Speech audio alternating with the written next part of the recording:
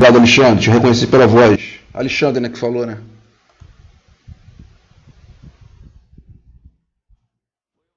Beleza, obrigado aí.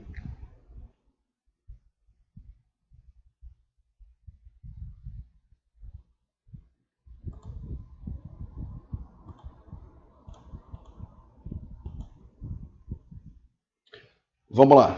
É, Quem está em aula hoje, eu vou fazer duas perguntas valendo 2 pontos, tá? O pessoal da manhã ganhou. Um aluno só ganhou 2 pontos, o outro ganhou 1 ponto. Vamos ficar esperto.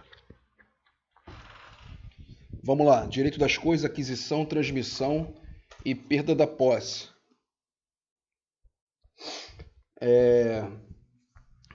Aquisição originária e aquisição derivada.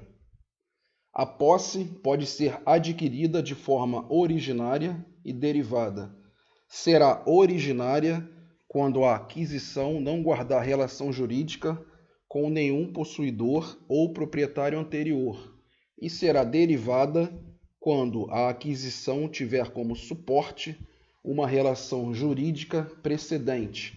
Como forma de aquisição originária da posse, temos a ocupação de um bem imóvel ou ou imóvel, e como derivada a tradição ocorrida na compra de um bem móvel, momento em que o comprador adquirirá a posse e a propriedade da coisa, tá? A aquisição originária, ela nada mais é do que a apreensão de um bem. Vamos falar sobre imóvel. O que é uma aquisição originária da posse? A pessoa está passando numa rua, ela já percebeu há vários anos que ela passa ali todo dia para ir trabalhar que aquele imóvel, aquele terreno ou aquela casa está abandonada, tá? Não tem nenhum ocupante naquele imóvel, tá? Ninguém aparece como proprietário ou possuidor daquele bem. Então, o que essa pessoa faz? Ela adentra ao imóvel, tá? Ela faz a apreensão desse imóvel, tá? Isso se chama aquisição originária da posse, tá? Isso falando-se em imóvel. Falando em bem móvel, vamos dar o exemplo de uma pessoa que está caminhando pela rua e cai aquela chuva torrencial e ela percebe que tem um guarda-chuva numa lixeira, tá? O que acontece ali? Ela pega esse guarda-chuva e ela toma posse desse guarda-chuva, tá? Observe-se que esse guarda-chuva no lixo, ele foi abandonado, tá? Ele não está perdido, tá? Configura-se abandono porque ele está numa lata de lixo. Então, o imóvel, quando está abandonado, o possuidor ele pode se ocupar desse bem. Agora, quando o imóvel está perdido, não. O bem móvel perdido, ele deve ser restituído ao dono, tá? Vamos abrir aqui as questões. Nosso sistema é sempre exemplificativo quando trata de aquisição e perda da posse, já que são inúmeras as possibilidades, pode decorrer de ilícito, inclusive. Conceito de aquisição é o momento em que se visualiza qualquer dos poderes sobre a coisa, conceito temporal. Harmoniza-se assim com o artigo 1196 do Código Civil. Conforme se verifica no artigo 1204, assim como a propriedade, a posse pode ser adquirida tanto por ato inter vivos como causa mortis, bem como de forma originária como derivada. Assim sendo, adquirida por ato causa mortis é aquela decorrente da sucessão aberta, ou seja, com a morte do decujus. Já a forma originária é aquela que não há transferência de propriedade de pessoa para pessoa, ou seja, uso capião, abandono de alvéolo, faltou ali 2 letrinhas, é abandono de alvéolo e etc., diferentemente que ocorre na forma de transferência derivada. A transferência derivada ela já é feita através da venda, né? O exemplo mais simples é um imóvel de posse, que ele vai ser vendido, ou doado, ou permutado. Permuta é a mesma coisa que troca. Eu tenho um bem imóvel, quero trocar com a Maria, então a gente faz a troca, a gente faz uma documentação prevendo isso. Se tiver alguma uma composição de dinheiro, é declarado também nessa escritura. E isso é chamado de permuta. Doação é doação e venda é venda. Venda é alienação. Então, com a forma derivada, a transmissão dessa posse ela pode ser feita dentro dessas três causas. Quando ela fala em derivação, em modo derivado de aquisição, tá? E a forma originária é aquela que eu falei para vocês. Um exemplo, voltando no mesmo exemplo, pode ser a apreensão, ou pode ser, no caso da propriedade, no caso da uso capião, tá? Que a uso capião é o modo originário de propriedade. Tá? Percebe-se quando a pessoa ela consegue a sentença no judiciário, a sentença de uso capião, ela leva essa sentença para poder registrar lá na matrícula do imóvel, tá? Do imóvel anterior, mas muitas das vezes o registrador ele abre uma matrícula nova, tá? E a primeira, não sei se vocês já viram uma certidão de R$11, que é a certidão que vem com todo o histórico do imóvel, ela vem contando desde o início. Quando abre uma uso capião, que é a aquisição originária, ela não vem contando nenhuma história anterior, ela nasce ali, é a certidão de nascimento desse imóvel. E esse possuidor, que agora virou proprietário, ele não está sujeito ao pagamento do ITBI, que é o imposto de transmissão de bens imóveis. Quando uma pessoa vende um imóvel a outra pessoa, ela paga esse imposto. Quem já comprou imóvel, que está em sala de aula, que já vendeu ou comprou imóvel, sabe disso. Hoje a Prefeitura do Rio de Janeiro ela cobra 3% em cima do valor do imóvel. Tá? Na aquisição originária não tem esse tipo de pagamento, é como se fosse um recém-nascido. A propriedade ou a posse ela é simplesmente um recém-nascido, ela acabou de nascer. Artigo 1204 do Código Civil. Adquire-se a posse desde o momento em que se torna possível o exercício, em nome próprio, de qualquer dos poderes inerentes à propriedade. Artigo 1223. Perde-se a posse quando cessa, embora contra a vontade do possuidor, o poder sobre o bem, ao qual se refere o artigo 1196. E a perda da posse não presenciada pelo possuidor. Artigo 1224. Só se considera perdida a posse para quem não presenciou o esbulho, quando, tendo notícia dele, se abstém de retornar. Esse retornar, que ele está escrito no artigo 1224, a doutrina entende como retomar, tá? Isso aí foi uma atecnia do legislador, isso foi escrito errado. Esse retornar é retomar. Não é só erro da minha grafia aqui no nosso slide, não. Na legislação também está escrito retornar, mas entendam como retomar. Se abstém de retomar a coisa ou, tentando recuperá-la, é violentamente repelido. Esse artigo 1224, ele nada mais é, a gente falando agora em perda da posse, do aquele velho jargão, o direito não socorre aos que dormem. Tá? Esse finalzinho do 1224, tendo notícia dele, se abstém de retomar a coisa ou tentando recuperá-la, é violentamente repelido. Se a pessoa ela é esbulhada, ela é retirada da posse dela ou do imóvel dela, ela tem um prazo para ela poder reclamar no judiciário. Inclusive, ela tem direito à autotutela, autodefesa, o desforço imediato. A gente vai falar muito sobre isso na aula de hoje. Então, se ela foi despida da posse daquele bem imóvel ou imóvel e não reclamou, não esboçou nenhuma reação, ela vai perder a posse e a propriedade em nome de outrem, tá? Eu já falei isso para vocês nas primeiras aulas, que a propriedade aqui no direito brasileiro, na legislação brasileira, a propriedade dos bens imóveis não é plena, tá? Inclusive dos bens móveis. Qualquer tipo de bem, não existe a propriedade plena. O artigo 5º, inciso 22 da Constituição, ela é clara em relação a isso. Para você dar o proprietário tem que dar função social à propriedade e tem que também dar função social à posse, tá? Se você deixar o seu apartamento, a sua casa, o seu terreno abandonado e outra pessoa tomar posse desse bem e dar função social e cumprir os requisitos da uso capião, que a gente vai falar isso na próxima aula, que a uso capião ela começa com 2 anos e ela vai até 15 anos, dependendo da configuração do imóvel.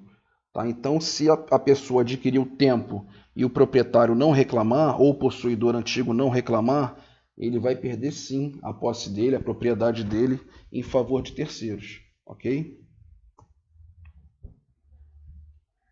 Vamos lá, forma de transferência derivada. Tá? A forma de transferência originária, está claro para vocês? Alguém tem alguma pergunta?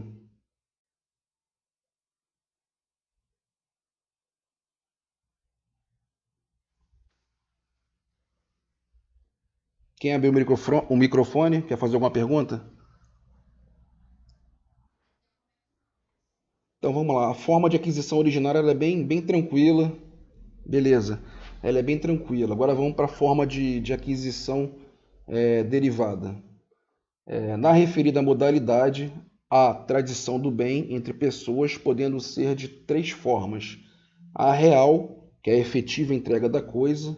A simbólica, que é chamada traditio longa mano, é uma expressão em latim, é representada por um ato de disposição, como por exemplo a entrega das chaves, e a ficta traditio brevi mano decorre dos casos em que uma determinada pessoa era detentora e passou a ser possuidora, ou seja, tinha posse alheio e passou a ter a mesma em nome próprio. Vamos começar pela ficta, pela traditio breve humano. O exemplo mais claro da traditio breve humano, que é a tradição ficta, é aquela do locatário. Tá? O locatário ele está na posse do imóvel, tá? E ele compra o imóvel do proprietário. Tá? Ele compra a posse, não, desculpa. Ele compra a posse ou compra a propriedade do proprietário, do locador do imóvel. Como ele já está na posse direta desse imóvel, ele já está nessa posse desdobrada, que a gente falou isso nas aulas anteriores, de dobramento da posse, como ele comprou a propriedade ou comprou a posse desse proprietário locador, ele não precisa fazer uma documentação, ele não precisa fazer qualquer ato que justifique que agora ele é o possuidor direto, que na realidade ele vai transformar a posse direta em uma posse só. A posse não vai ser mais desdobrada, vai ser uma posse única, uma posse plena. E além da posse, ele pode inclusive adquirir a propriedade, se for no caso a compra de um imóvel mesmo, de uma propriedade, que é diferente da posse que a gente está falando em posse ainda. Então, essa transformação, que se chama transformação, a transferência derivada ficta, que vocês devem achar muito em questões de concurso, de prova da OAB, quando se falar em traditio breve humano, você lembra sempre da locação, lembra sempre do comodato, o comodato que está no imóvel emprestado pelo proprietário, e ele simplesmente compra o imóvel, ele faz a escritura dele, mas ele já está na posse do imóvel da forma direta. Então essa posse que ele já tem, ela vai deixar de ser desdobrada, ela não vai chamar mais de posse direta e nem a posse indireta que o proprietário anterior teria, ele vai ser chamado de uma posse só. Tá? A posse simbólica, ela é considerada, vou dar um exemplo mais simples, ela é representada por um ato de disposição, como se fosse a pessoa fosse comprar um carro, tá? E essa chave já está na ignição do carro, ele dá o dinheiro para o proprietário do carro e, independentemente da transferência, da documentação desse bem imóvel, desse carro, ele já sai andando com o carro, ele já está na posse plena desse automóvel, só esperando os trâmites burocráticos da transferência da propriedade do bem imóvel para ele. Tá? E a modalidade real é um exemplo mais simples. Você vai nas Casas Bahia, você compra uma televisão, você faz a tradição, que é o pagamento da coisa, e na hora você já recebe a televisão na hora, que você não quer que entregue na sua casa, você leva a tua televisão e coloca no seu carro e vai para casa. Você já está na posse desse bem, tá? Vamos repetir aqui o texto. Na referida modalidade, há a tradição do bem entre pessoas, podendo ser de três formas: real, efetiva entrega da coisa; simbólica, traditio longa mano, é representada por um ato de disposição, como por exemplo, entrega de chaves; ficta, traditio breve humano, decorrente dos casos em que uma determinada pessoa era detentora e passou a ser possuidora, ou seja, tinha posse alheia e passou a ter a mesma em nome próprio. Vamos lá. Forma de transferência derivada ficta. Nos termos do indicado, a transferência ficta decorre dos casos em que uma determinada pessoa era detentora. O detentor também serve, tirando a parte do locatário, o detentor, a pessoa que está ali ou por mera tolerância ou cumprindo ordens do possuidor, no exemplo do caseiro, ele também consegue fazer essa transmissão, tá? Ele é o caseiro, ele quer comprar a propriedade do patrão dele, então ele se transforma daquela forma precária, que seria a detenção, ele se transforma como possuidor pleno daquele imóvel. Tinha posse alheia e passou a ter a mesma em nome próprio. Tal situação poderá ocorrer de três formas. Constituto possessório materializa-se quando da inserção da cláusula constituti no contrato pelo vendedor, de forma a transferir a posse indireta para o comprador, continuando aquele na posse direta do bem, dá poder possessório ao comprador, que passa a ser reintegrado na posse ao invés de emitido. Isso é uma outra modalidade, tá? O que é o constituto possessório? Isso é muito utilizado para quem vende imóveis de posse, tá? Mas ela também cabe nas escrituras definitivas, escritura de propriedade. Eu tenho minha casa, tá? Quero vender meu imóvel. Vou utilizar o mesmo exemplo que eu utilizei hoje na turma da manhã. Eu quero vender meu imóvel de posse, e eu estou querendo vender ele por R$100 mil. Tá? Eu quero receber o valor agora, mas eu só posso entregar esse imóvel no final do ano. Tá? Eu não posso vender o imóvel agora e entregar logo o imóvel para o futuro comprador. Eu entro em acordo com esse futuro comprador, ele me paga os R$100 mil, tá? E nessa cláusula que eu vou colocar no nosso contrato que se chama contrato ou instrumento particular de cessão de direitos possessórios com venda das benfeitorias, que seria a própria casa em si, no terreno de posse, eu vou colocar essa cláusula de constituto com possessório, a cláusula constitute, prevendo que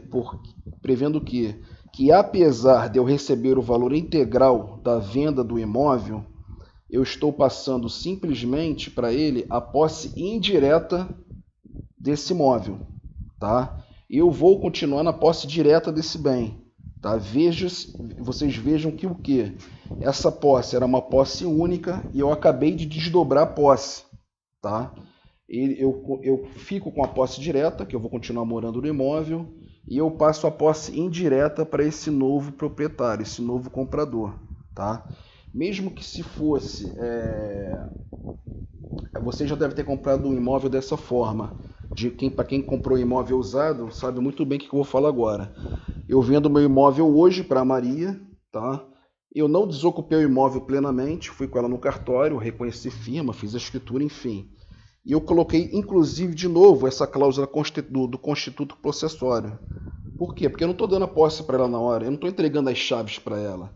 Eu falo para a Maria o seguinte: Maria, ainda estou com uma cama, um fogão e uma geladeira lá no imóvel. Eu só vou tirar esses bens no sábado. Na segunda-feira, eu te entrego as chaves, pode ser? Ela vai falar, pode ser, sem problema. Segunda-feira eu pego a chave contigo. Aí eu vou falar para ela, beleza, Maria, eu vou tirar tudo no sábado, vou limpar o imóvel no domingo, e na segunda-feira eu vou te entregar o imóvel tudo limpinho para você, desocupado por pessoas, por coisas, enfim. Então essa cláusula do constituto possessório, Ela não serve só para transações longas. Que também existe também o proprietário está querendo vender o imóvel e ele vende o imóvel para um investidor, ele gosta do imóvel, ele quer ficar no imóvel, o proprietário atual, ele só precisa de dinheiro para ele poder pagar uma dívida ou fazer um tratamento médico. Então ele vende o próprio imóvel para um investidor que já alocaria esse imóvel para uma terceira pessoa. Então eu, como proprietário, eu vendo meu imóvel para o investidor, eu vou virar locatário dele. Então eu vou fazer um contrato de locação com ele e vou prever também no contrato de venda essa cláusula do constituto possessório, tá? E essa cláusula ela é muito importante para as questões das tutelas possessórias, das ações possessórias. Imagina se eu vendo esse imóvel para Maria e não coloco essa cláusula no contrato. Eu deixo isso tudo de boca. Falo, Maria, toma aqui, você já me pagou, já combinamos que segunda-feira eu te entrego as chaves do imóvel. Ela fala, não, sem problema. Ela leva a via do contrato dela, eu fico com a minha via do contrato, tudo assinado, tudo feito direitinho. Chega na segunda-feira, eu não entrego as chaves para ela. Ela vai ter um problema para ela poder me tirar do imóvel. Ela vai entrar com uma reintegração de posse, só que ela vai levar mais tempo, porque o nosso contrato não vai ter essa cláusula prevendo. Já com essa cláusula prevendo, vai ser configurada a má-fé, vai ser configurado que aquilo tudo foi acordado, que foi quebra de cláusula contratual. Ela, na hora da reintegração de posse, ela vai conseguir uma liminar e ela vai conseguir me tirar do imóvel bem rápido, tá? A segunda questão, traditio brevo manu, é a aquisição da posse indireta pelo possuidor direto, locatário ou comodatário comprando. Não tem previsão legal por ser uma consequência natural. É aquele exemplo do locatário que está comprando o imóvel do proprietário e do locador. Traditio longa mano, parte do bem que implica em posse do todo. Observação: conforme o artigo 1205 do Código Civil, a posse pode ser adquirida em nome próprio ou por representante, ou por terceiro, sem mandato pendente de ratificação. Vamos falar um pouco mais do constituto possessório. Constituto possessório, materializado por força de uma manifestação expressa da vontade denominada cláusula constituti, o instituto acarreta a aquisição e a perda da posse por força do consenso, sem que no mundo dos fatos algo tenha se modificado. Dois negócios jurídicos são entabulados pelas partes, um pelo qual o possuidor transmite a posse indireta ao adquirente e outro que legitima o alienante a continuar com a posse, ainda que apenas direta, durante o período de tempo previsto no pacto. É aquela cláusula que eu acabei de falar para os senhores, aquela cláusula da venda do imóvel que eu ainda continuo na posse do bem. Não importa se eu vou ficar um dia, 2 dias, ou 6 meses, ou um ano. Tá? O mais importante é ter a previsão do tempo. Tá? Tem que se estipular no contrato, na escritura definitiva de compra e venda, ou no instrumento particular de cessão de direitos possessórios, essa cláusula ela tem que constar o tempo que o antigo proprietário vai ficar na posse do imóvel. Se não colocar tempo, ela não vai ter validade.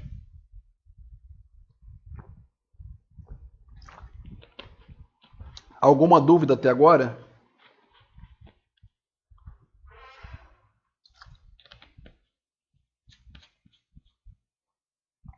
Então prosseguimos. Transmissão da posse. Prescreve o artigo 1207 do Código Civil que o sucessor universal continua de direito à posse do seu antecessor, e ao sucessor singular é facultado unir sua posse à do antecessor para os efeitos legais.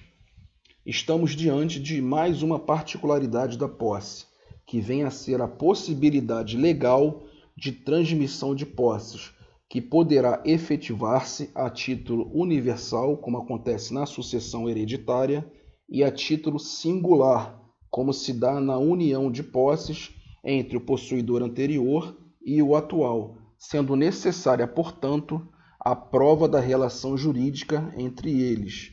No primeiro caso, disse que houve uma sucesso possessionis e no segundo chamado accessio possessionis. Tá? O que é isso? Eu tenho minha posse, eu tenho meu imóvel de posse, eu quero vender esse meu imóvel de posse. Tá? Eu estou lá nesse imóvel há 10 anos. Tá? E a forma de aquisição desse meu imóvel, ela foi de forma totalmente violenta. Eu coloquei para fora o proprietário anterior. Eu invadi o imóvel. Tá? Eu esbulhei esse imóvel. E nesse tipo de aquisição, eu tenho que ficar no mínimo 15 anos nesse imóvel. Tá? Eu tenho que ter tempo de posse 15 anos para eu poder pleitear uma usucapião. Ok? Só que hoje eu só tenho 10 anos. E eu quero vender esse imóvel. Tá? Vou pegar e vou vender esse imóvel para Maria. Eu vendo esse imóvel para Maria. A Maria, se ela ficar mais 10 anos, ela vai poder somar esse tempo de posse dela aos meus outros 10 anos. Na hora que eu for vender, na hora que eu for transmitir essa minha posse para Maria, esse tempo não vai ser zerado. Tá? Esse fenômeno ele é chamado de accessio possessionis. Tá? Ou seja, é o acesso que eu estou transmitindo para ela da minha posse. Eu estou transmitindo a minha posse para ela como se fosse uma transmissão inter vivos, que é totalmente diferente da successio possessionis. O sucesso já leva a entender o quê? Uma sucessão. Tá? A successio possessionis ela é feita no caso do falecimento do possuidor. Tá? Vamos imaginar que eu venha a falecer. Tá? Então, os meus herdeiros, os meus filhos, a minha companheira, eles não vão zerar naquele tempo de posse. Tá? Pelo contrário, esse tempo vai continuar. Se eu estou lá 10 anos nesse imóvel, eles vão continuar nesse tempo. Daqui 10 anos eles vão ter 20 anos de posse. Não importa se o Flaviano faleceu há 10 anos atrás. Então, o tempo de posse ele é importantíssimo para questões práticas, que se chama isso da união de posses. Tá? Qual é o efeito prático disso tudo que eu estou falando para vocês? A união das posses. É a contagem do prazo para fins para uso capião. Tá? Nada mais do que isso. Tá? Lembrando, retomando aqui o pensamento, a accessio possessionis, ela, na hora da transmissão de uma posse, eu vendendo, ou eu permutando, ou eu doando a minha posse para uma terceira pessoa, esse meu tempo de posse, ele não vai zerar, ele vai continuar sendo contado para essa pessoa que está adquirindo. E no caso do successio possessionis, ela tem a ver com a sucessão hereditária, tá? Que ela diz lá no artigo 1784. Vocês vão ter aula sobre isso, sobre sucessão.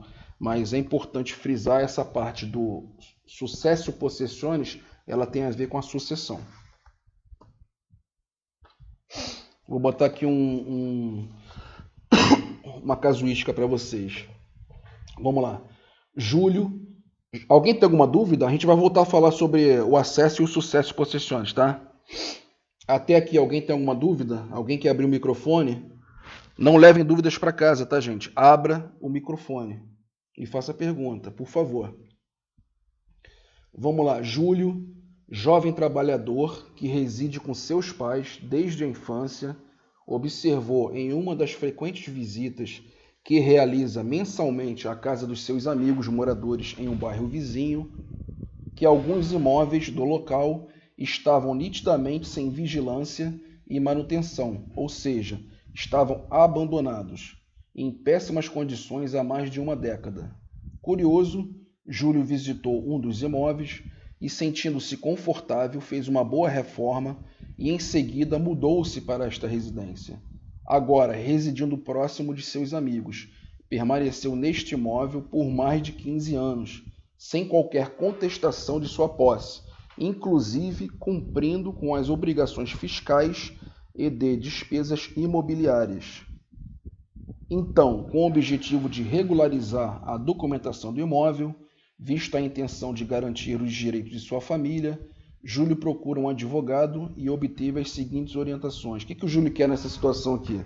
O Júlio quer entrar com uma ação de uso capião, tá? Mas para nossa aula de hoje, o que é importante é o tipo de aquisição que ele teve no imóvel. Como ele apreendeu esse bem imóvel, ele não esbulhou tecnicamente ninguém, ele é o ocupante, primeiro ocupante desse imóvel, então a forma de aquisição dele foi a forma de aquisição originária, não foi derivada. Agora, se eu compro esse imóvel do Júlio, seria uma aquisição derivada, e eu aproveitaria esses 15 anos de posse dele, que seria a acesso e possessões.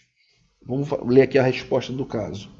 Pelo exposto, ainda que haja proprietário dos imóveis referidos no enunciado, claramente houve o abandono e o descumprimento da função social da propriedade. Contudo, não ser o meio correto para adquirir um imóvel, o possuidor temporário passou a adquirir direitos sobre o bem.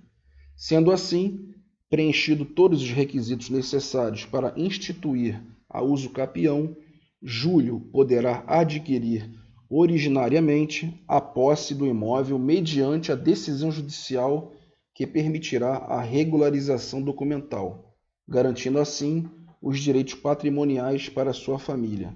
Artigo 1204. Adquire-se posse desde o momento em que se torna possível o exercício em nome próprio de qualquer dos poderes inerentes à propriedade. Lembrando que teremos aula sobre uso capião, tá?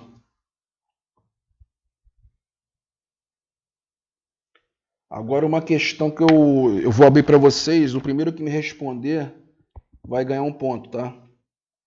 Igual que eu fiz na turma da manhã. Em relação à aquisição, transmissão e perda da posse, aponte a alternativa correta. A posse originária é aquela pela qual a autonomia das partes faz com que a propriedade seja transferida de uma pessoa para outra. Letra B. A posse derivada decorre da tradição ocorrida na aquisição de um bem, passando o sujeito a ter posse do respectivo bem sem necessariamente ter propriedade. Letra C. A posse derivada decorre de um fato jurídico que permite a aquisição da propriedade sem ônus ou gravame. Letra D. A aquisição originária tem análise ampla para seu eventual registro, respeitando a formalidade e a materialidade. 1 minuto para alguém responder essa questão, hein? Primeiro que responder ganha um ponto. E não esquece de responder no chat não, hein, que eu não estou olhando.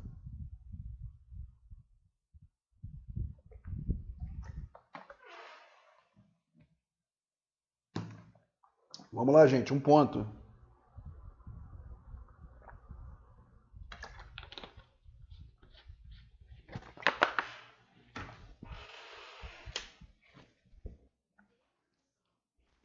Quem está falando? Loren. Não, Loren. Infelizmente. Deu o quê? D de dado? É D de dado. Não, Loren. Infelizmente não é letra D. Alguém sabe?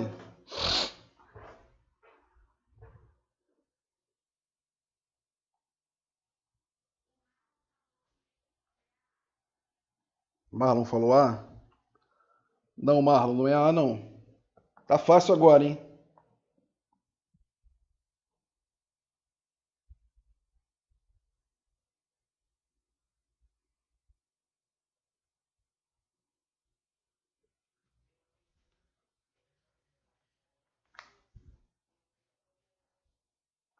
Pode repetir?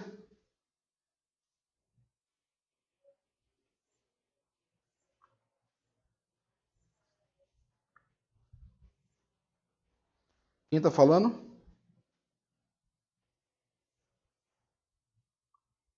Priscila?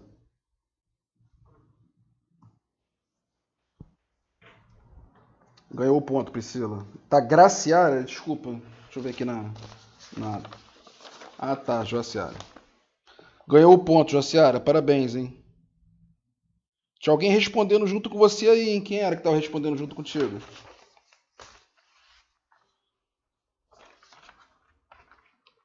Quem é?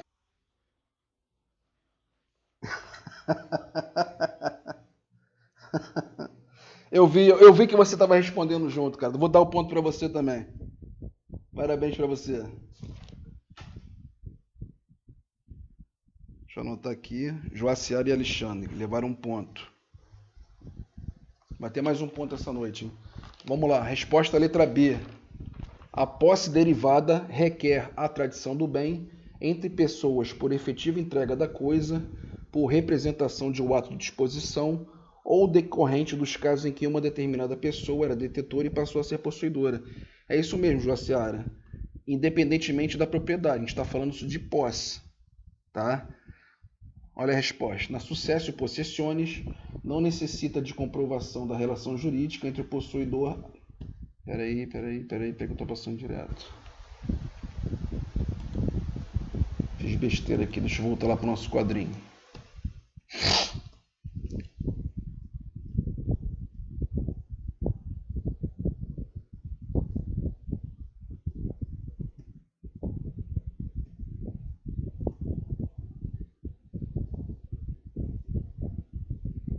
Letra B. A posse derivada decorre da tradição ocorrida na aquisição de um bem, passando o sujeito a ter posse do respectivo bem, sem necessariamente ter propriedade. Exatamente isso.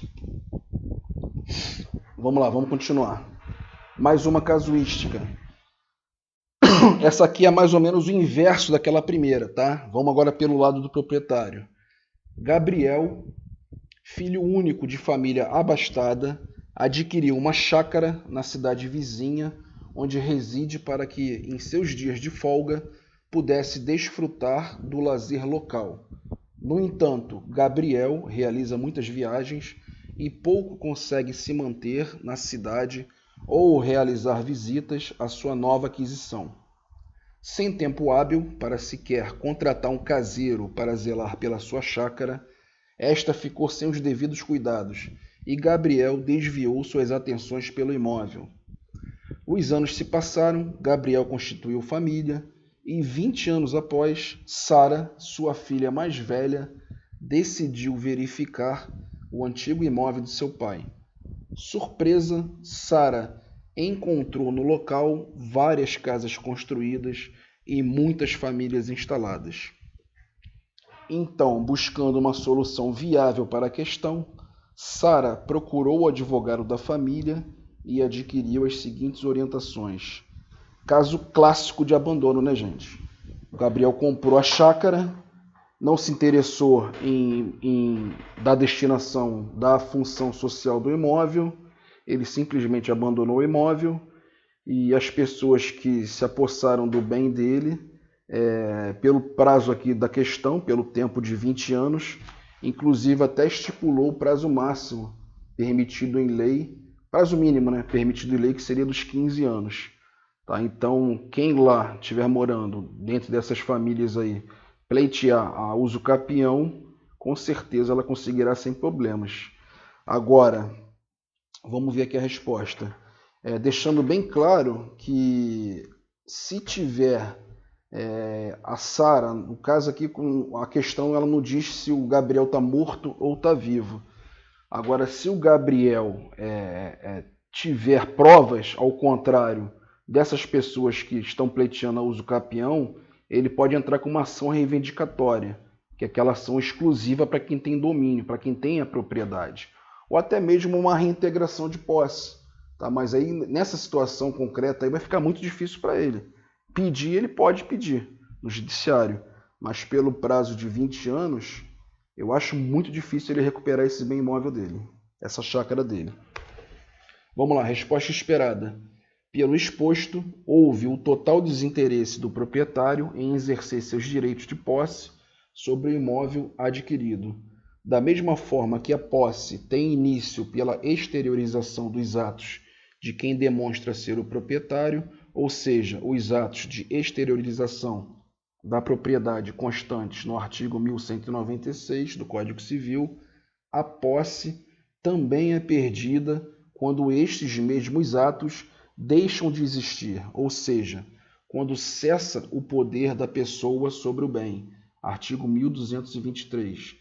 Perde-se a posse quando cessa, embora contra a vontade do possuidor, que é o exemplo clássico aqui do Gabriel. Ele não foi vontade dele perder a posse do bem dele, mas ele deu esse mole, deixou o imóvel abandonado 20 anos. O poder sobre o bem, ao qual se refere o artigo 1196. Sendo assim, o legislador estabeleceu de forma ampla a perda da posse, sem particularizar outros meios. Por outro lado, a doutrina indica outras causas extintivas e dentre elas está o abandono e a posse de terceiros, que dão o devido fim social ao bem, decorrentes de ato intencional do possuidor, que perde a intenção de exercer os atos possessórios, privando-se da disposição sobre o bem. Foi exatamente isso que aconteceu com Gabriel. O fato narrado, porém, não impede que o anterior proprietário busque seus direitos mediante a ação para retomar a posse de seu bem. Contudo, ter demonstrado o desinteresse em preservá-lo em seu domínio. É aquilo que eu falei, muito difícil de recuperar. Agora, mais uma questão para vocês ganharem mais um ponto. Já temos aqui a Joaciara e o Alexandre que já levou um ponto. E tem essa questão aqui bem fácil para vocês responderem. O primeiro que responder leva o ponto. Em relação à transmissão da posse, aponte a afirmativa correta. Na successio possessionis, a transmissão da posse pela sucessão a título singular, recebendo-se a posse com as mesmas características vigentes à época do antecessor. Na successio possessionis, não necessita de comprovação da relação jurídica entre o possuidor atual e o anterior. Letra C. Na accessio possessionis, há a soma da posse, permitindo que o possuidor junte a sua posse com a de seu antecessor. Na accessio possessionis, há a transmissão da posse por sucessão a título universal, substituindo o seu antecessor em direitos ou coisas determinadas. Lembrando que o accessio possessionis é a transmissão entre vivos e a successio possessionis é a transmissão causa-mortes, para poder facilitar a resposta dos senhores. 1 minuto para vocês responderem.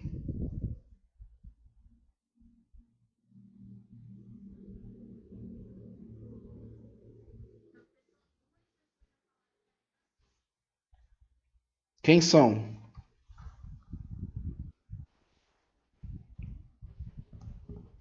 Quem? Quem foi a primeira a responder? Joacera de novo. Letra C. Mais alguém tem alguma questão diferente? Alguém não concorda?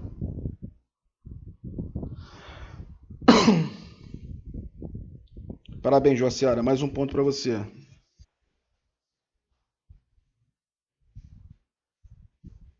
Mas quem respondeu primeiro? Está no mesmo minuto? Tem a contagem do minuto no chat?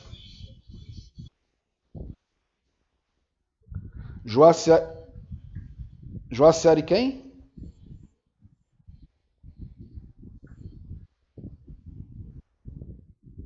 Tá, vou também passar o ponto para o Marlon.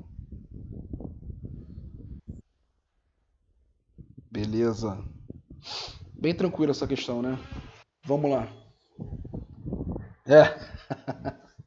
Vamos lá, resposta letra C. Fundamentação, artigo 1207.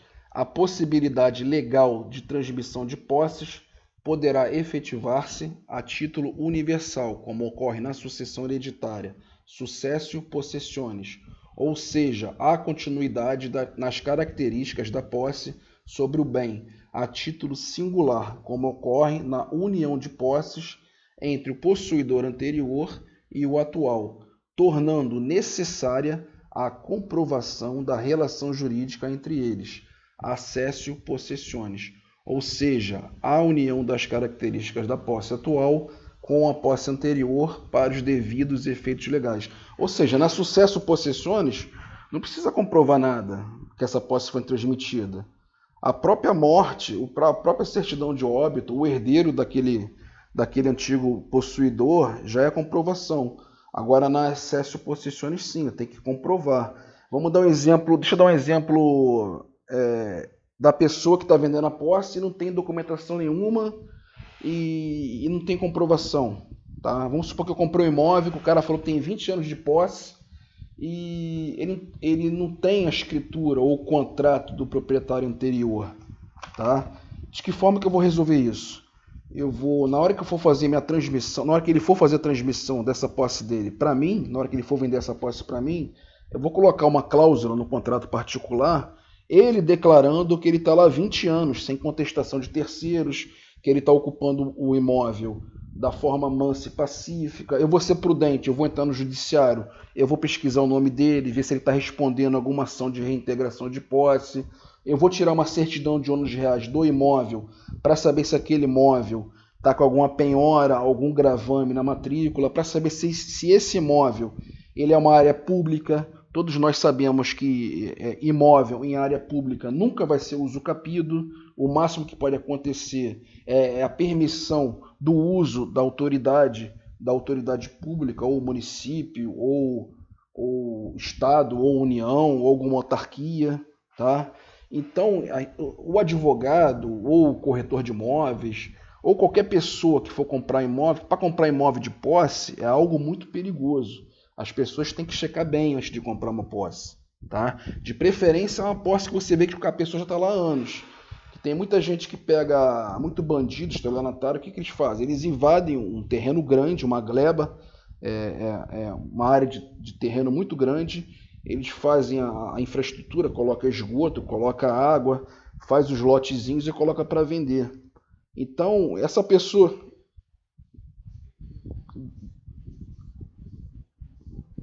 Isso aí. E eles vendem, eles botam um valor bem baratinho e eles vendem um valor muito baixo.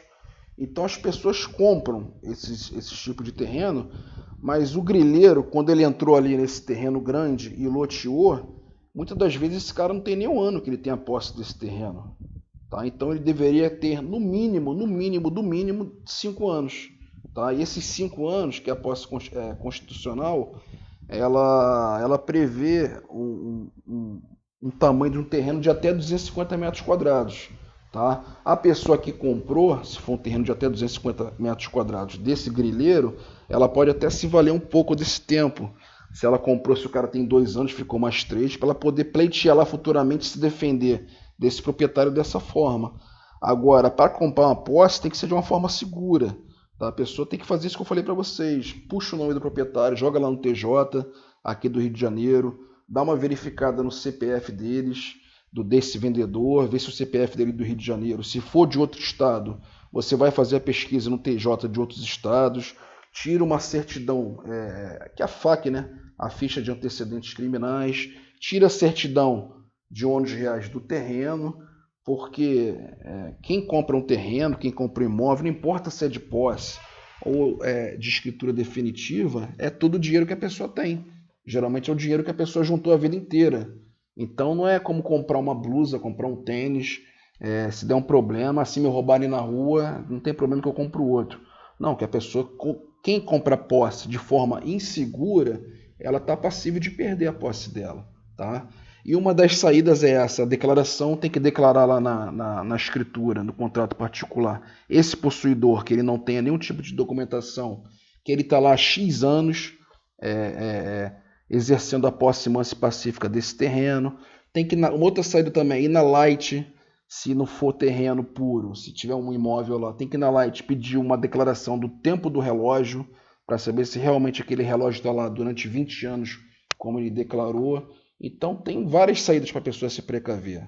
E da pior das hipóteses, você pede para esse sujeito ir no cartório de notas e fazer uma que se chama escritura pública declaratória de posse. Tá?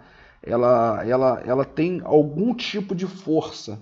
Por quê? Porque na realidade ela é uma declaratória, o escrevente ou o tabelião, ele simplesmente vai redigir aquilo que o cara está narrando. Tá? Mas ele vai levar 3 testemunhas de preferência seus 3 vizinhos, e eles vão declarar lá, sim, o tempo de posse que ele está no terreno. É melhor do que nada, tá, gente? Vamos passar para nosso segundo slide.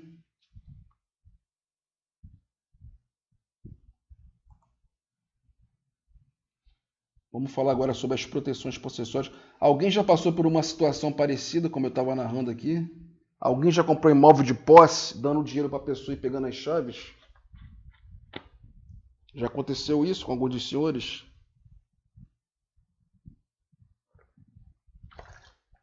Se aconteceu, acendeu o alerta, né? Vamos lá. Sim.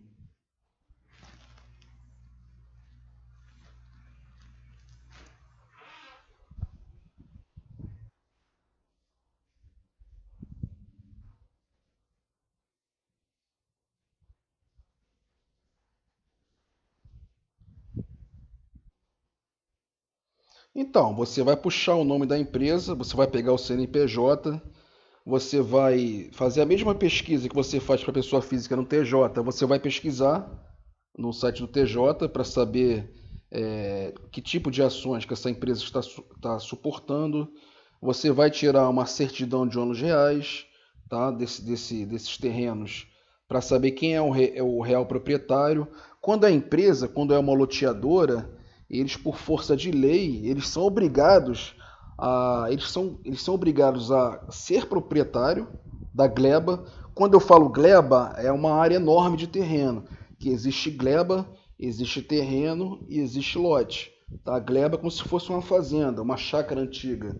Tá? Então essas empresas loteadoras, o que eles fazem? Eles compram essas grandes áreas, eles fazem um memorial descritivo, eles vão fazer aquelas plantas topográficas, planta de situação, planta aerográfica, e eles vão entrar com um memorial descritivo lá na prefeitura para pedir autorização, antes de vender, tá? Para pedir autorização à prefeitura, eles vão ter que destinar parte dessa gleba para o poder público, dependendo do tamanho da gleba, do terreno. Vão ter que estar constando onde que vai passar as ruas, o acesso para o logadouro público. Então isso tudo tem que ser normatizado. Depois da prefeitura autorizar, esse loteador, essa empresa loteadora, ela vai dar entrada lá na matrícula dessa gleba, desse terreno, tá? Esse memorial descritivo autorizado pela prefeitura. Aí sim eles vão poder vender os lotes de terreno. Tá? Os lotes de terreno são as menores partes. Era a gleba. O que a loteadora fez? Fatiou em terrenos ou lotes de terrenos. Quando é uma empresa que toma posse de uma gleba sem ser a proprietária, eu já indico logo para vocês, corre disso. Porque eles não tiveram nenhum trabalho de ocupar o terreno e nenhum trabalho de esperar o prazo prescricional para poder pleitear a uso capião. Tá? Então eu não recomendo nem. Mas já que a pessoa quer comprar de uma empresa que se ocupou de um terreno particular, que eles não são os proprietários, faz aquela mesma checagem que eu falei inicialmente. Em vez de checar o nome da pessoa física, faz a checagem da pessoa jurídica. Com certeza vai achar um monte de bronca no TJ e tira uma certidão de ônus reais para saber quem é o real proprietário. Na própria certidão de ônus reais vem dizendo quem é o proprietário, de quando que foi a última escritura praticada, se está com algum gravame, está com alguma penhora. Muitas das vezes tem penhora inclusive do município. O município qualquer hora vai tomar o domínio desse proprietário para o município, caso do não pagamento dos IPTUs. Então, a checagem para a pessoa jurídica tem que ser mais rigorosa ainda. Ok?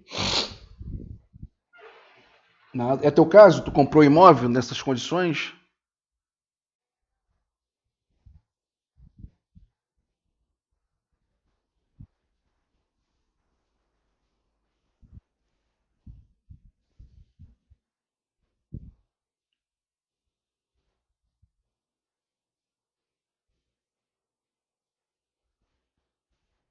Tem quantos anos isso?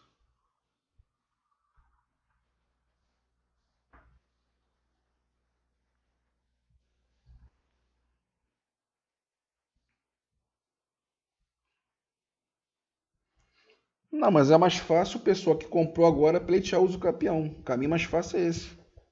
Se eles não conseguiram comprovar a própria propriedade da gleba, 18 anos depois, é mais fácil cada proprietário de lotezinho, com certeza já construiu as suas casas, eles têm que tirar uma certidão de ônus reais para saber, para ratificar que não é área pública. Se for área pública, é melhor deixar quieto. Tá? Também o poder público também não vão retirá-los, que não é conveniente nem para nenhum governante tirar dezenas, centenas de famílias, que eles ficam mal na fita.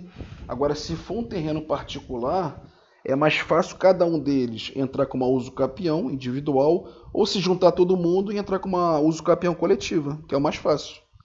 A coletiva ainda é mais barato ainda se entrar todo mundo. Esquece a empresa anterior. Entendeu? A não ser que realmente eles eram os proprietários, aí passou promessa de compra e venda, deve ter comprador inadimplente, aí é rolo para ficar na justiça durante anos.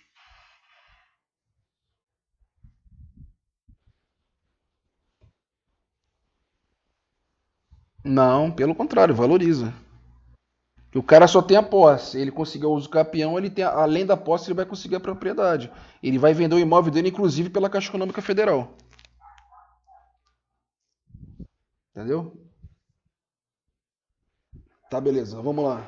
Vamos falar agora sobre tutela da posse.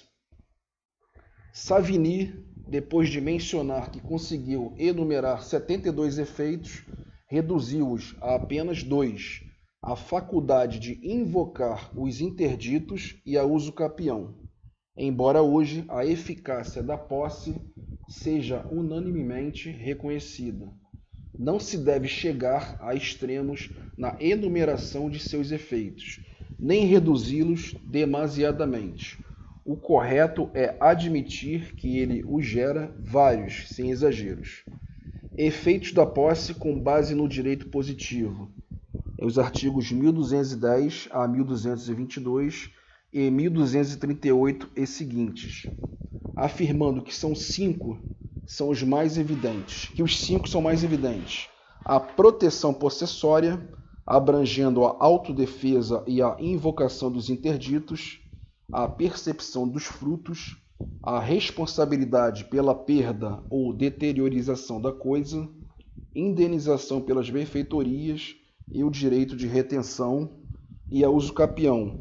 Na última aula que nós tivemos, eu coloquei um material lá no SIGU, se eu não estou enganado, é o material 5, que ele fala sobre a percepção de frutos, a responsabilidade pela perda ou deteriorização da coisa e as indenizações das benfeitorias e o direito de retenção. Tá? Esse material está lá. Tá? É um material bem enxuto, ele está bem enxuto, está bem explicadinho para vocês verem os efeitos da posse. Tá? Hoje a gente vai falar sobre a proteção possessória, tá? E na próxima aula a gente vai falar sobre o uso capião, ok? Sim.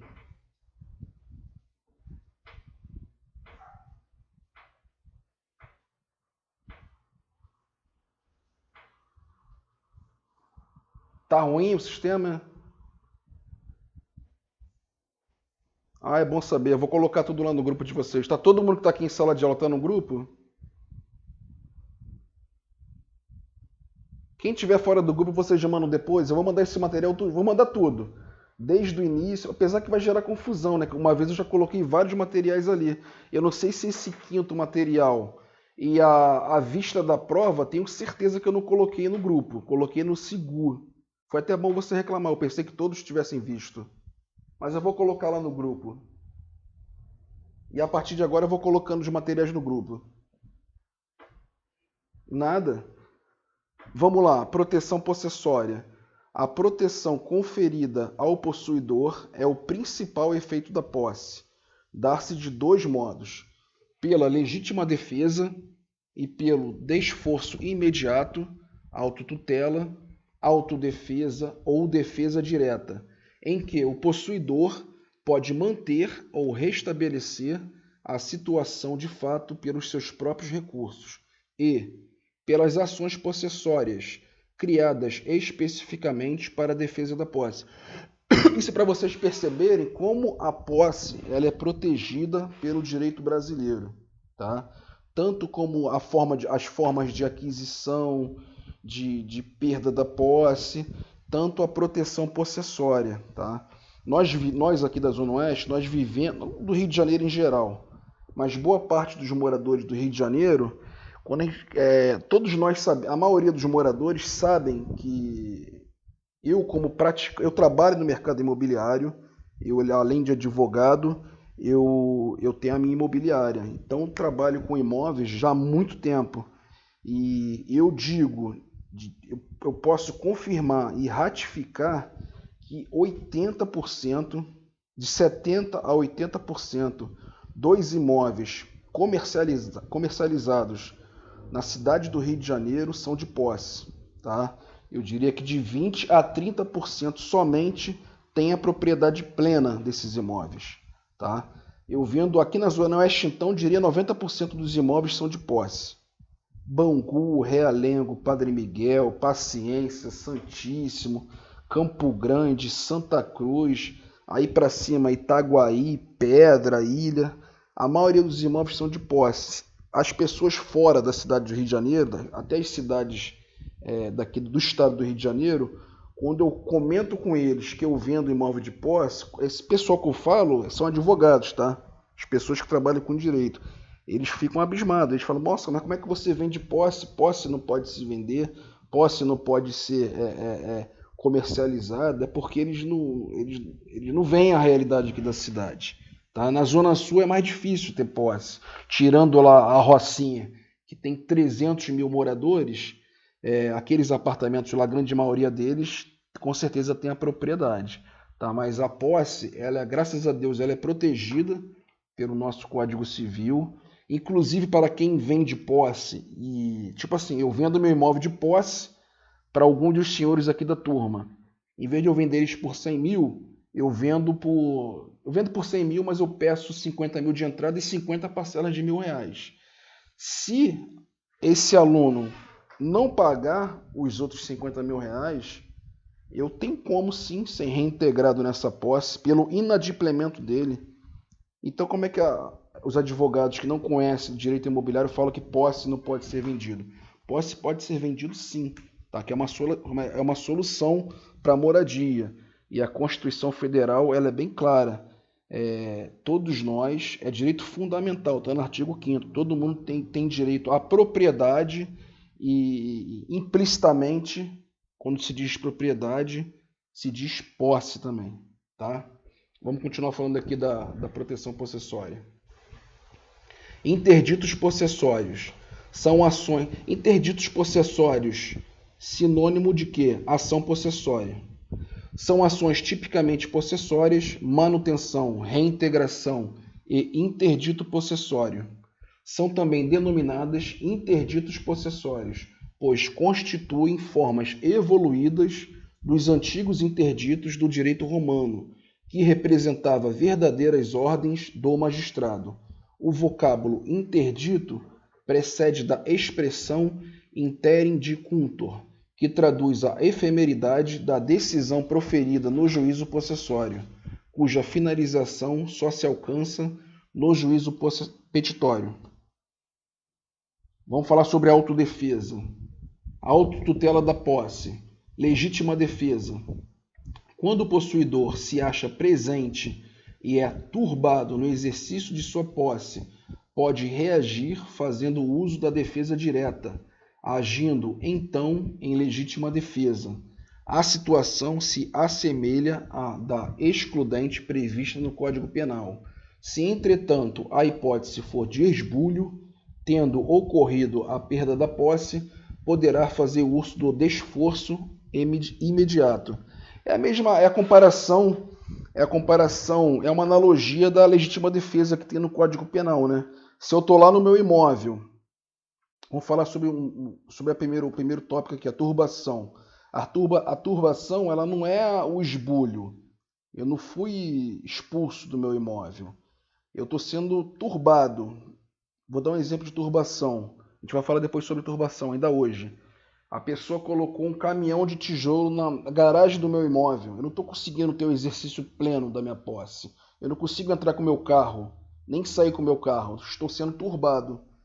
Eu, de imediato, eu posso ir lá e me agir da legítima defesa. Eu posso jogar aquele tijolo tudo na rua, empurrar para o portão desse meu vizinho, ou se não for um vizinho, posso quebrar tudo e mandar tirar, jogar fora. Então, a legítima defesa, ela é prevista na legislação, tá? Diferentemente do esbulho, eles são parecidos, mas são diferentes. No esbulho, quando a pessoa me pega pelos cabelos e me coloca fora do meu imóvel, da minha posse, eu posso me utilizar do desforço imediato.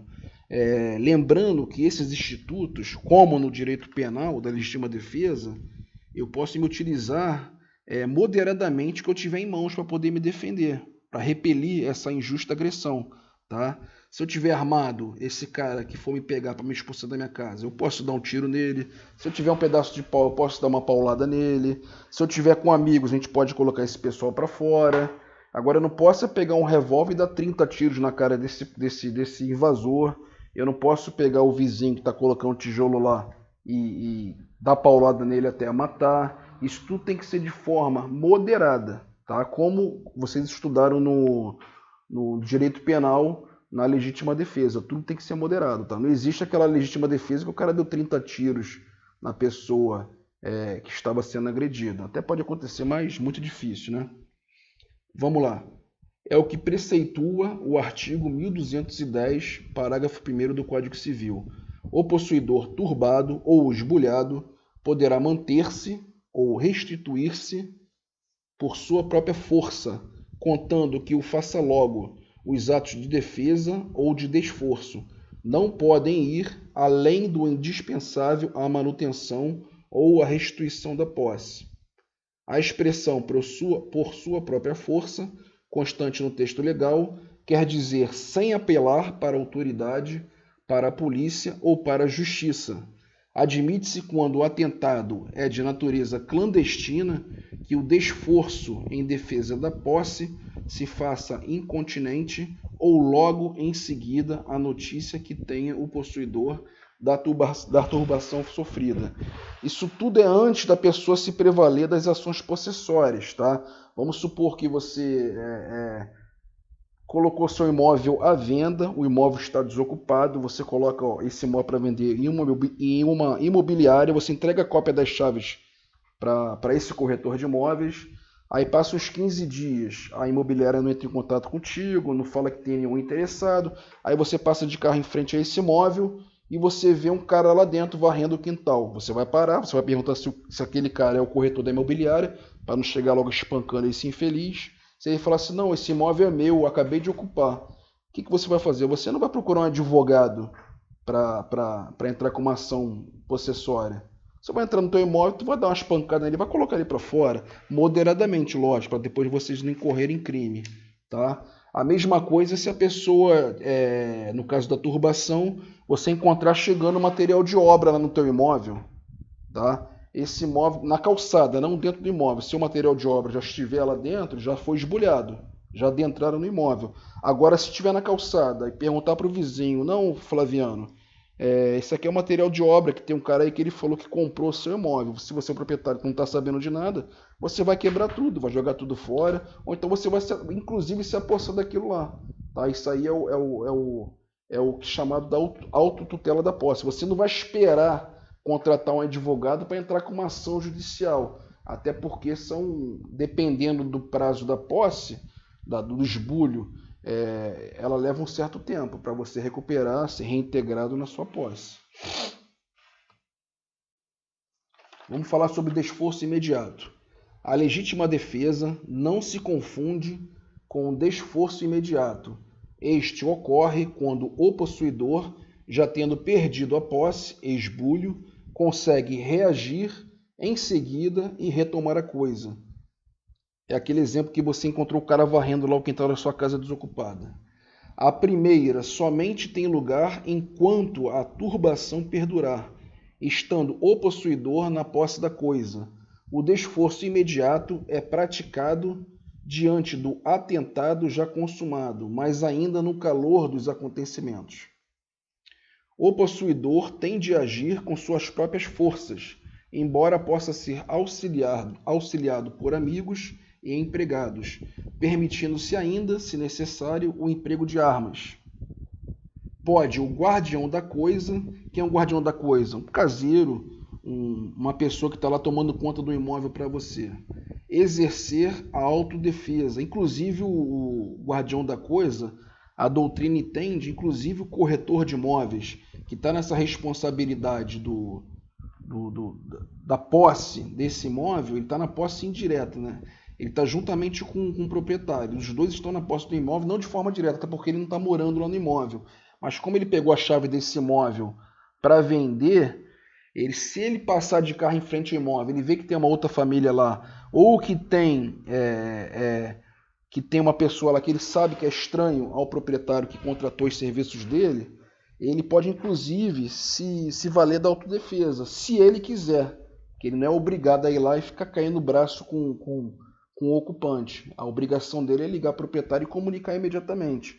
Mas se ele quiser retirar as pessoas de lá, ele pode fazer isso. Que ele vai ser como se fosse o guardião da coisa, ele vai estar comparado como se fosse o caseiro. Só nesse caso de autotutela, se o proprietário desse imóvel estiver fora do país ou em outro estado, ele não pode... Só um minuto. Desculpa.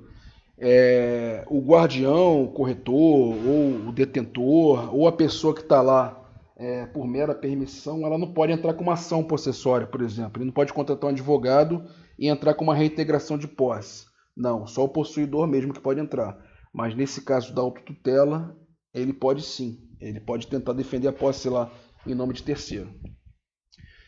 Pode o guardião da coisa exercer a autodefesa em benefício do possuidor ou representado, embora não tenha o direito de invocar em seu nome a proteção possessória. Não se lhe recusa, contudo, o direito de exercer a autoproteção do possuidor. Veja bem, o direito de exercer, não é o dever de exercer, tá? Ele não é obrigado a fazer isso.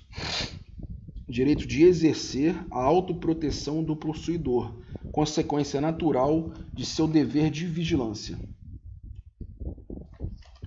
Requisitos para a utilização da defesa direta.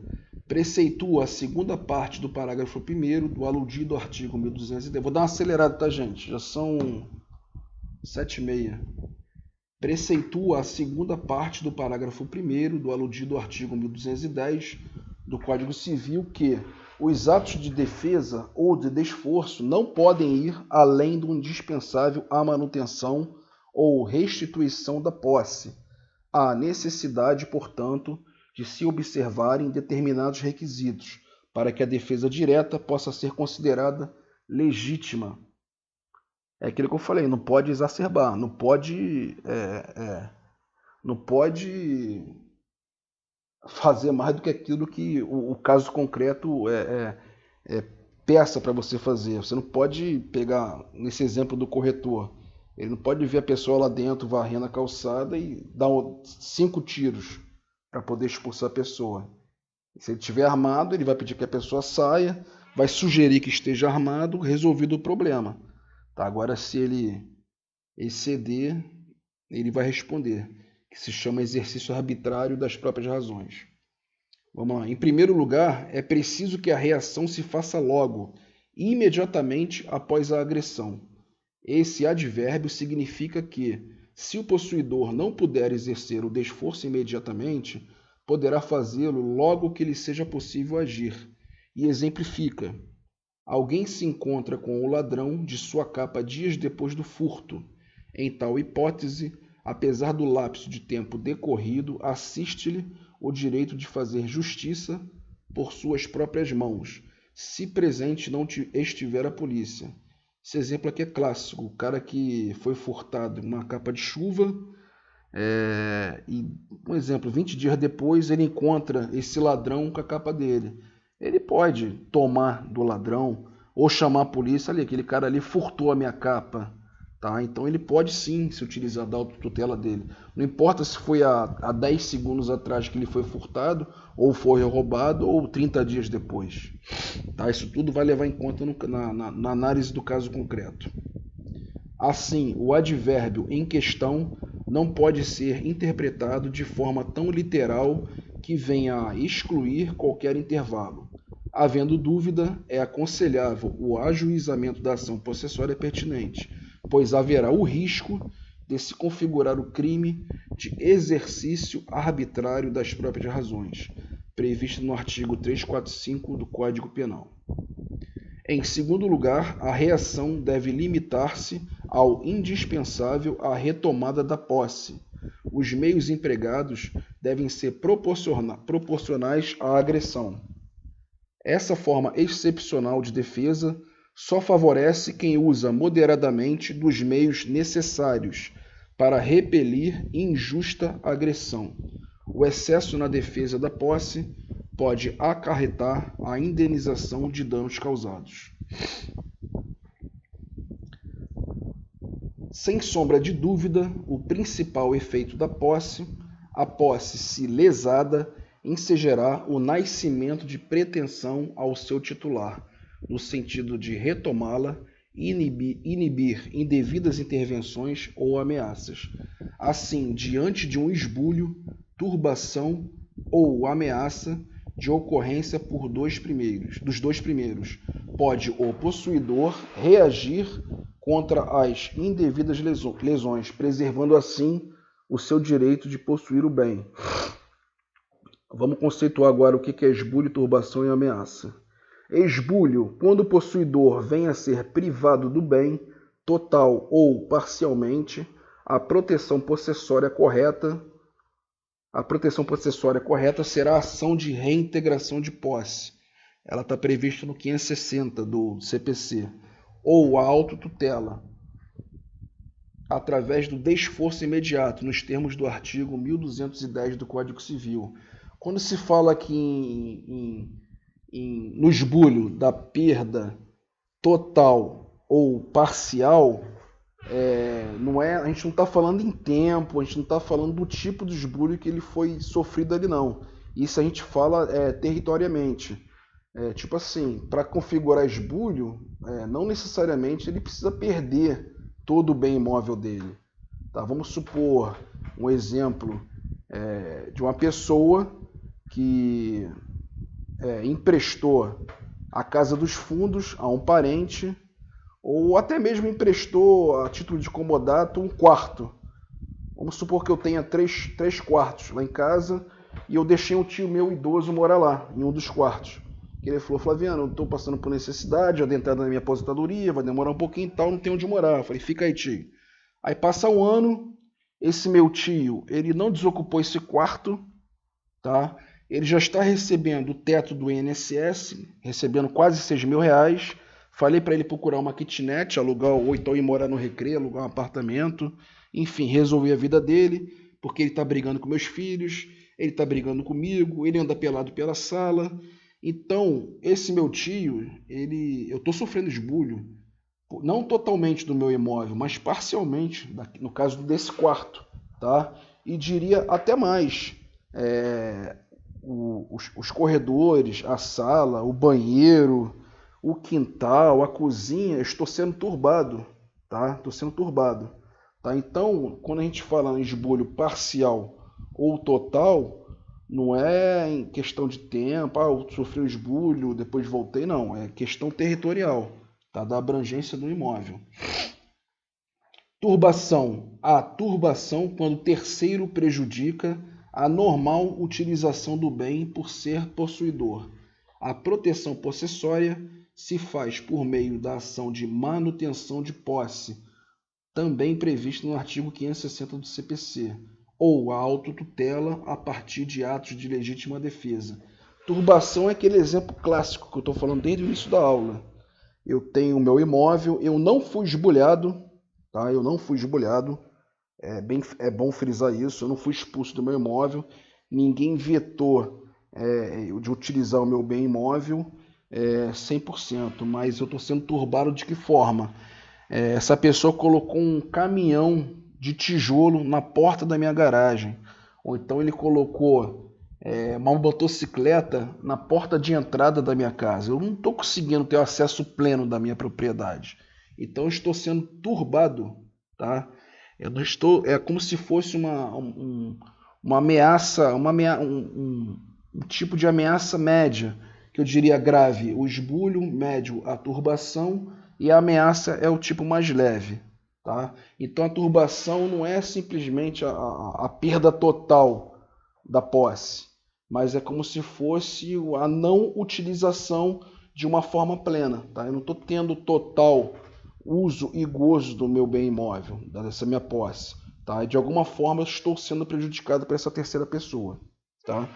Já a ameaça, se houver mera ameaça, pode-se buscar a proteção via judiciário, inibindo-se a concretização do ilícito por meio da ação de interdito proibitório, previsto no artigo 567 do CPC, na qual pode inclusive haver fixação de multa combinatória. A ameaça é a coisa mais simples, é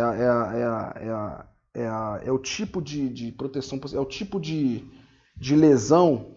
Vou dar um exemplo simples e prático para vocês. Eu tenho uma fazenda no interior, a minha fazenda fica bem no local bem longe, bem distante da cidade.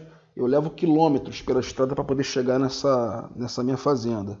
No meio da estrada eu percebi que tem um monte de caminhão do MST. Aí eu escuto na rádio que o Movimento Sem Terra vai invadir diversas fazendas na cidade tal, que eu tenho a minha fazenda, ou seja, estou sendo ameaçado. Chego na porta da minha fazenda, tem uma faixa em frente dizendo latifundiário, proprietário safado, não dá função social às suas terras, nós vamos invadir. Qual a minha solução? Eu não fui nem turbado, eu tô na minha posse plena, eu não estou sendo nem turbado, nem tampouco fui esbulhado. O que eu vou fazer? Eu vou fotografar isso tudo, vou levar ao judiciário, tá? Nesse caso aqui da ameaça, não existe autotutela, não existe a legítima defesa, nenhum desforço necessário. Tá? O que eu vou fazer? Eu vou comprovar através de foto, testemunha, reportagem de jornal, enfim, vou levar ao judiciário e o judiciário ele vai levar, na hora que ele for citar esses ocupantes, esses futuros ocupantes, esse pessoal do Movimento Sem Terra, de que se eles adentrarem ou turbar a minha fazenda, eles vão pagar multa e eu vou conseguir, se eles adentrarem, rapidamente o oficial de justiça vai lá com a polícia e vai retirar esse pessoal de lá, porque eu fiz uma antecipação do que poderia acontecer, tá? Então, nesse tipo de ação possessória, que se chama, nesse caso aqui, o interdito proibitório, no caso da ameaça, eu consigo me precaver antes de aconteça o esbulho ou a turbação, tá? Se eles forem cometer qualquer um desses dois atos acima da ameaça, eles vão me pagar uma multa, tá? E vai ser muito mais rápido eu conseguir retirar essa galera de lá, tá? Em vez de eu ficar parado esperando acontecer. Vamos lá.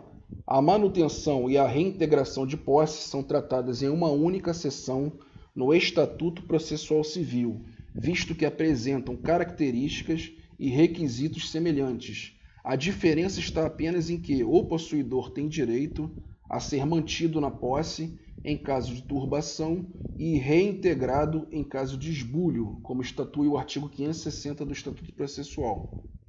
Por sua vez, semelhantemente, prescreve o artigo 1210 do Código Civil de 2002, que o possuidor tem direito a ser mantido na posse em caso de turbação e restituído no desbulho.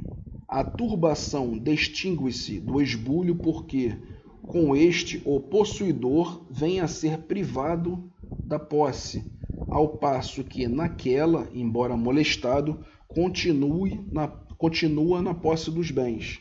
A ação de manutenção de posse, pois, é cabível na hipótese em que o possuidor sofre turbação em seu exercício. Em caso de esbulho, adequada é a reintegração de posse. É óbvio, né, gente? Se o cara está sendo turbado, ele não vai entrar com uma reintegração de posse, porque ele tem a posse do imóvel dele, tá? Se ele está sendo esbulhado, se ele perdeu a posse dele em nome de uma outra pessoa, ele não vai entrar com uma ação de manutenção de posse, até porque ele já perdeu a posse dele, precisa voltar para a posse dele, tá? Exige a lei, em terceiro lugar, a prova da data da turbação. Vamos falar sobre a data da turbação do esbulho. Exige a lei, em terceiro lugar, a prova da data da turbação ou do esbulho. Dela depende o procedimento a ser adotado. O especial, com pedido de liminar, exige prova de turbação ou esbulho praticados há menos de ano e dia da data do ajuizamento. Passado esse prazo, será o procedimento comum, não perdendo, contudo, o caráter possessório, previsão do artigo 558. Isso é muito importante. Você descobriu que está sendo turbado ou esbulhado, se você quiser uma resposta mais rápida do judiciário, você tem que entrar com essa ação judicial em até 1 ano e 1 dia, que você vai conseguir uma liminar, tá? Você vai conseguir uma liminar, o processo vai correr mais rápido, o oficial de justiça vai lá, junto com a força policial, e vai tirar esse ocupante de lá, tá? Passou de 1 ano e 1 dia, o procedimento vai ser comum, já não vai ter mais o benefício da liminar, tá? Ela pode até ter uma liminar, mas vai ser muito mais difícil comprovar. Se você comprovar o tempo de posse, eu fui esbulhado há 6 meses atrás, você não precisa explicar muita coisa, já comprovou o tempo que você foi esbulhado. Você automaticamente vai conseguir essa liminar. Agora, tu está 2 anos que você foi esbulhado, você está querendo pedir a liminar, você vai ter que comprovar diversos requisitos, tá? Isso se chama força de posse nova e força de posse velha, tá? Esses tipos de contagem de 1 ano e dia, eles só servem para isso, tá, gente? Não serve mais para outra coisa. Existem doutrinas antigas que falam sobre o tempo da posse para outro tipo de procedimento. Hoje, com o Código de Processo Civil novo e o Código Civil de 2002, essa contagem de prazo, a data da turbação do esbulho, só serve para o pedido de liminar. O prazo de ano e dia é de decadência, portanto, fatal e peremptório, ou seja, não se suspende nem pode ser ampliado ou reduzido pela vontade das partes. É por ele que se estabelece a distinção entre as ações de força nova e as de força velha. Odiernamente, todas as ações possessórias, tanto as de força nova como as de força velha, seguem o procedimento comum. Depois de oferecida a contestação, como estatui o artigo 566 do Estatuto Processual, o único traço distintivo entre elas é a que, somente nas primeiras, nas ações de força nova, tem cabimento a expedição de mandado liminar de manutenção ou de reintegração. Acabei de falar isso. Início da contagem do prazo de ano e dia. O prazo começa a contar-se, em regra, no momento em que se dá a violação da posse. O esbulhador violento obtém a posse da coisa mediante o uso ou a coação física ou coação moral.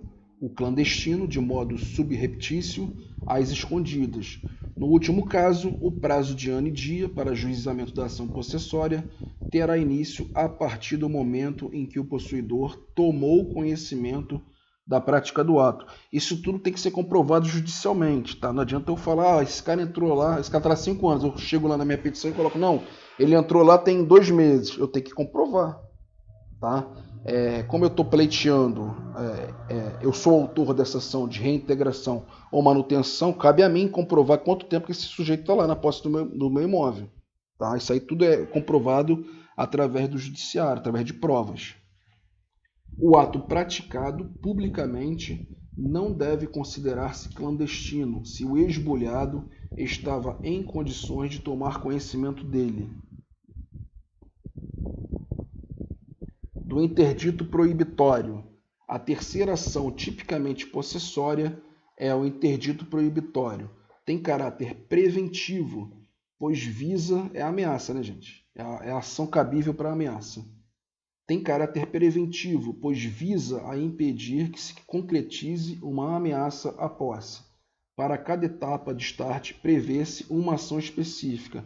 Assim, se o possuidor está apenas sofrendo uma ameaça, mas se sente na iminência de uma turbação ou esbulho, poderá evitar, por meio da referida ação, que venham a consumar-se, malgrado estejam bem definidas as características dos aludidos atos molestadores.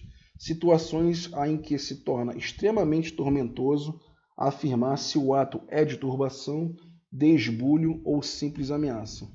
Não é qualquer receio que constitui ameaça suscetível de ser tutelada por meio da ação de interdito proibitório.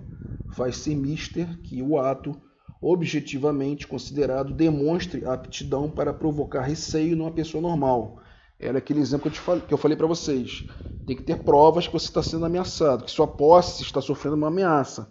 Fotos, notícia em jornal, testemunho. Não adianta você chegar com um pedido ao magistrado dizendo que você está sendo ameaçado. A sua posse está sendo ameaçada porque você ouviu alguém dizer que alguém vai invadir o seu terreno. Não, tem que ser ameaça séria, tem que ser fundamentada, tem que ser comprovada. Toda a instrução judicial, todo o processo judicial, ele tem que ser reforçado por provas. Tá? Se não tiver provas, o processo não anda, todos sabem disso. Vamos falar sobre a fungibilidade dos interditos. O que é a fungibilidade dos interditos? Como tem a ação de reintegração de posse, a ação de manutenção da posse e o interdito proibitório, como o judiciário é lento e alguns advogados que não militam na área do direito imobiliário, eles podem entrar com uma ação diferente da outra. Tipo assim, eu fui esbulhado e meu advogado entra com uma ação de manutenção da posse. Ou eu estou sendo turbado e eu entrei com uma reintegração. Ou então eu entrei com uma turbação e o processo está andando e logo depois invadiram o meu imóvel, fui esbulhado. A lei prevê a fungibilidade dos interditos. Ela prevê o quê? Se a parte entrar com ação errada ou no meio do caminho essa turbação se transforma em esbulho ou a ameaça se transforma em esbulho, então o magistrado ele tem essa faculdade de ele, na hora que ele for fazer as primeiras sentenças, os primeiros despachos dele, ele pode converter uma ação para outra sem prejudicar o autor da causa. O princípio da fungibilidade das ações possessórias está regulamentado no artigo 554 do CPC, que assim dispõe: a propositura de uma ação possessória, em vez de outra, não obstará a que o juiz conheça do pedido e outorgue a proteção legal correspondente àquela cujos requisitos estejam. Desse modo, se a ação cabível for a de manutenção de posse e o autor ingressar com a ação de reintegração, ou vice-versa, o juiz conhecerá do pedido da mesma forma e determinará a expedição do mandado adequado aos requisitos provados, segundo o qual a parte expõe o fato e o juiz aplica o direito. Impõe-se o apontado princípio da fungibilidade ou da conversibilidade somente às três ações possessórias em sentido estrito, ou seja, essa fungibilidade ela só funciona entre esses três institutos, tá, gente? Entre a reintegração, a manutenção e o interdito proibitório. Não adianta eu querer tirar o meu inquilino lá do meu imóvel porque ele está inadimplente, porque não vai rolar isso não, tá? A ação cabível para retirada desse inquilino que está inadimplente ou quebrou alguma cláusula contratual será sempre o despejo. Ou então eu não posso entrar, o cara invadiu meu imóvel, eu entro com uma ação de despejo. O juiz vai olhar lá, vou transformar isso aqui em reintegração de posse. Negativo. Essa fungibilidade é somente entre esses três institutos, tá? Sendo uma exceção à regra que proíbe o julgamento extra petita. Deve ter aplicação estrita, inadmissível o seu emprego entre uma ação possessória e a ação de imissão na posse ou reivindicatória, ou entre uma possessória e uma ação de despejo. A ação reivindicatória, repito, é aquela ação exclusiva ao proprietário do imóvel. Tá? Se o proprietário ele estiver discutindo, ele quiser uma reintegração de posse se baseando na propriedade dele, ele está errado. Ele tem que pedir sempre uma ação reivindicatória. Tá? É o mesmo caso da pessoa que compra o imóvel pela Caixa Econômica Federal.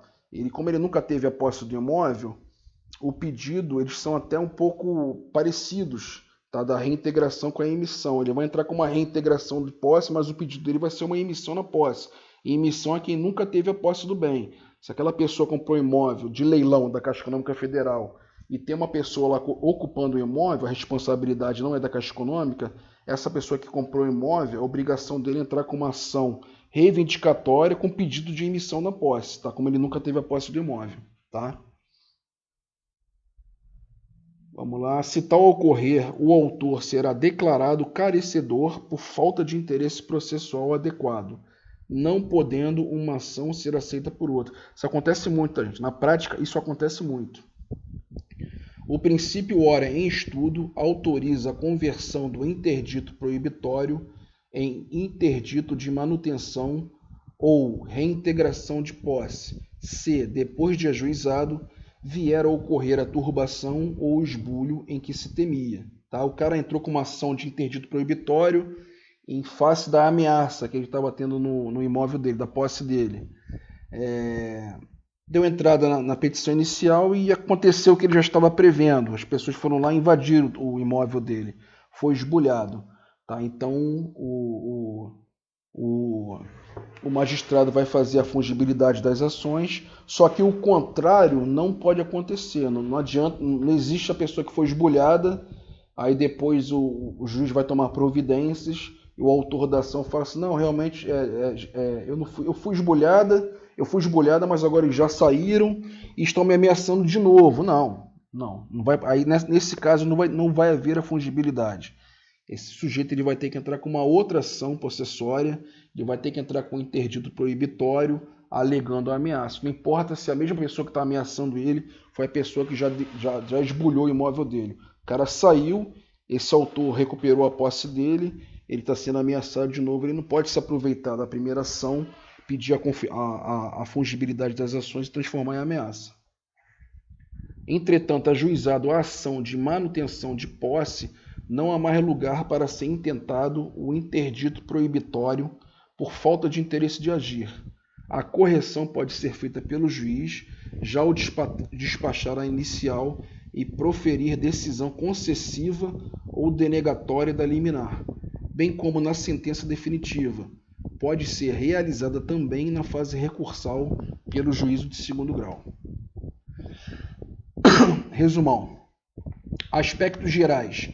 O CPC 2015 prevê 3 demandas, 3 ações típicas de acordo com o tipo de ilícito que incide sobre as faculdades do possuidor, que seriam reintegração de posse, que é a ação cabível contra o esbulho, manutenção de posse, que é a ação cabível contra a turbação, e o interdito proibitório, que é a ação cabível contra a ameaça de ser molestado na posse.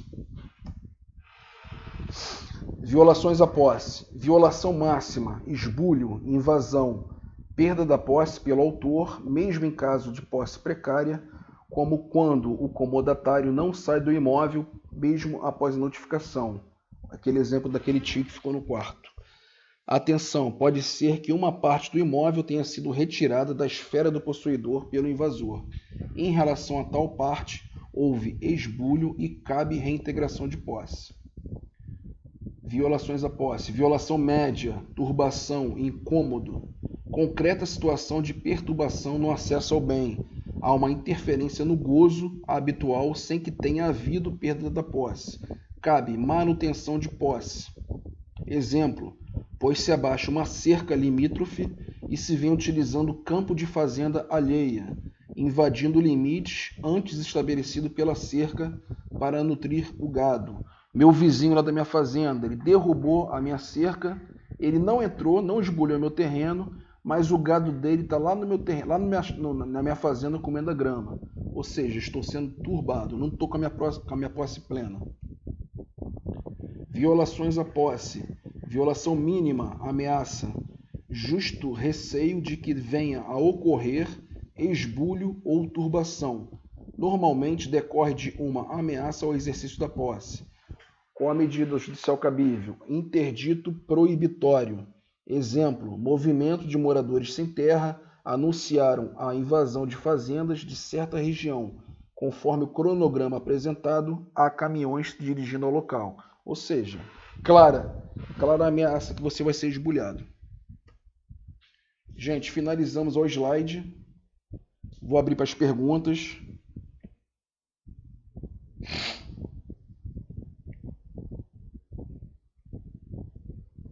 Quem é que tem pergunta para poder fazer? Lembrando que eu vou colocar um material mais robusto lá no Sigu para vocês. Vou colocar também futuramente Picotou a tua voz toda. Repete para mim, por favor.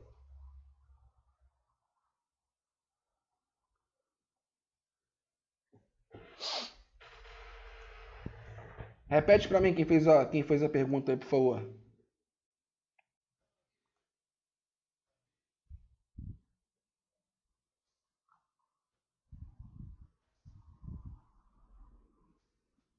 Não estou escutando.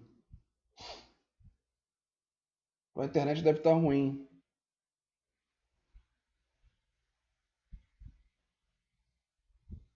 Tá pelo celular? É o Alexandre que tá falando, né?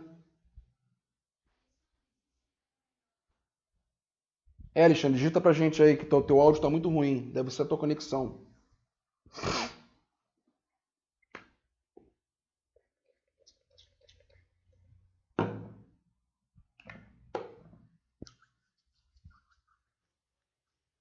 Melhorou? Tô te escutando.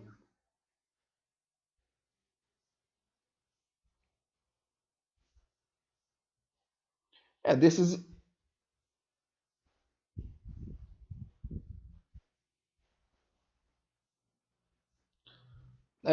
Não. Olha só, esse tipo de ameaça que eu passei para vocês agora não é ameaça pessoal, não, tá? É uma ameaça à perda da posse, tá? De que forma pode ser?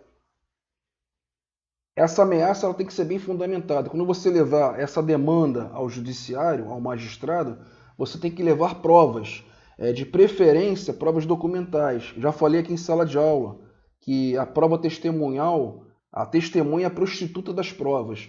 Então, se você tiver uma fotografia, você viu uma reportagem que tem pessoal sem teto que estão prevendo a invadir a sua propriedade, a sua posse, você pode levar isso sim ao magistrado, mas tem que ser ameaça concreta. Não, é aquilo que eu falei. Não é o tipo de ameaça que você ouviu falar, ou então tá você e a pessoa sozinha na rua, o cara fala, cara, eu vou invadir a sua casa. Final de semana eu vou meter enxada lá, vou tomar posse do teu terreno. Você vai ter que comprovar isso judicialmente. E se você tiver só você e essa pessoa, infelizmente você não vai ter como comprovar isso.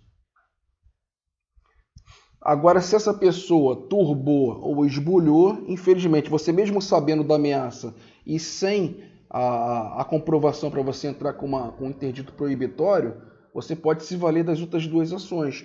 Se você entrar com esse tipo de ação até 1 ano e 1 dia, você consegue eliminar tranquilamente. Você consegue que esse processo ele anda mais rapidamente, entendeu? Tá bom, gente? Se alguém tiver mais alguma dúvida, já está no horário da outra turma, manda as perguntas pelo Sigu, mas eu já vi que vocês estão com dificuldade de acessar o Sigu, ou então manda pelo WhatsApp para mim que eu respondo, tá? Estou sempre disponível para vocês. Galera, boa noite, beijo para todos, saúde, qualquer coisa estou disponível, tá?